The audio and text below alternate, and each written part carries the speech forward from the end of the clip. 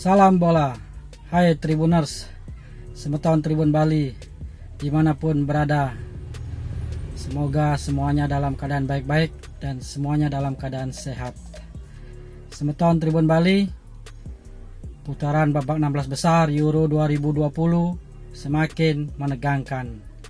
Selalu menghadirkan laga-laga yang dramatis. Contohnya, tadi malam dua laga benar-benar menyajikan sebuah tontonan yang menarik dan menghibur dengan banyaknya gol yang tercipta dan perlawanan ketat kedua tim hingga menit-menit terakhir. Dalam laga Kroasia melawan Spanyol, seperti saya prediksi sebelumnya di acara Bincang Bola Tribun Bali, Spanyol akhirnya menang dengan skor akhir 5-3. Namun Spanyol meraihnya dengan susah payah, harus melewati babak extra time. Kemudian di laga lainnya, kejutan besar terjadi ketika juara Piala Dunia Prancis akhirnya harus tersingkir lebih awal setelah kalah dari Swiss lewat adu penalti dengan skor 4-5. Di babak normal atau di waktu normal 90 menit plus extra time 30 menit, skor kedua tim 3-3. Dengan hasil ini, Prancis harus menyusul Portugal yang lebih dulu tersingkir, juga tim unggulan lainnya Belanda. Dan di babak perempat final nanti, Spanyol akan bertemu Swiss. Dan malam ini masih ada dua pertandingan terakhir di babak 16 besar yang tentunya juga tak kalah seru, yakni duel klasik Inggris melawan Jerman dan juga Swedia melawan Ukraina. Nah, yang akan kita bahas dalam acara Bincang Bola Tribun Bali kali ini bersama saya Koma Agus Ruspawan, manajer liputan Tribun Bali, adalah duel Swedia melawan Ukraina. Laga Swedia melawan Ukraina akan digelar di Stadion Hampden Park, Glasgow, Rabu 30 Juni 2021 pukul 02.00 WIB atau 03.00 WITA.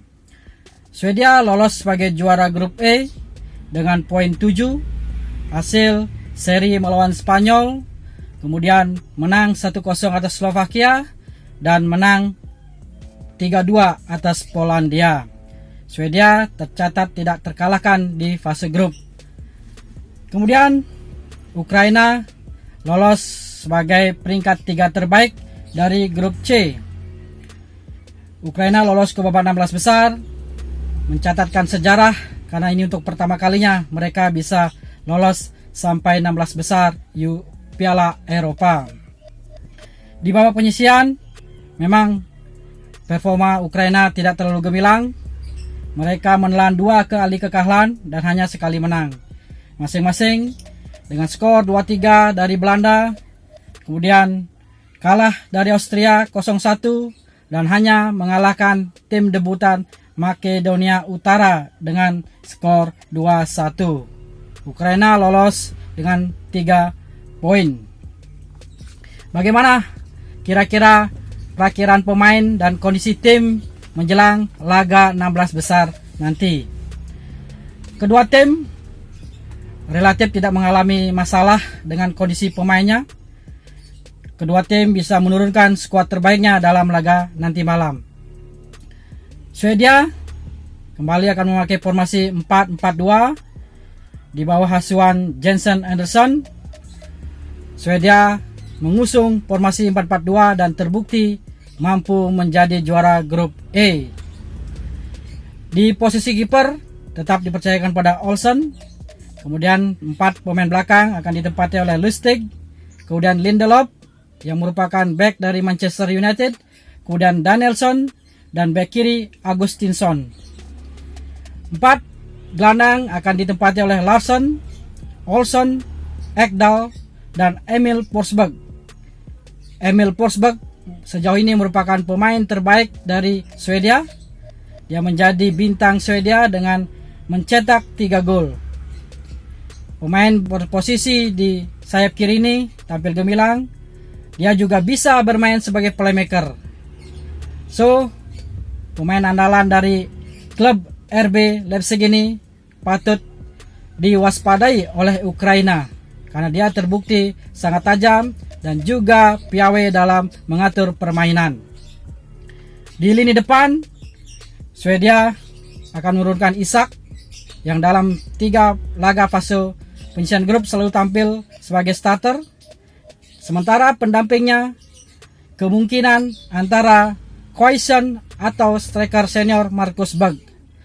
Dalam 2 laga awal melawan Swedia dan Slovakia, Marcus Berg selalu menjadi starter.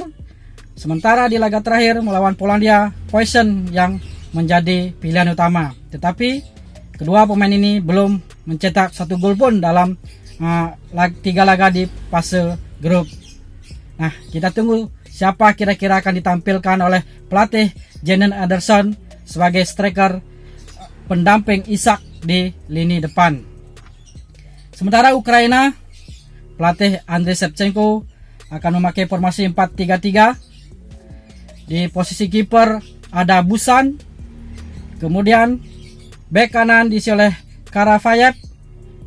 Bek tengah akan ditempati oleh Zabami Matviyenko dan bek kiri Mikolenko. Kemudian 3 gelandang akan diisi oleh Safarenko, Sidorchuk dan Sinchenko.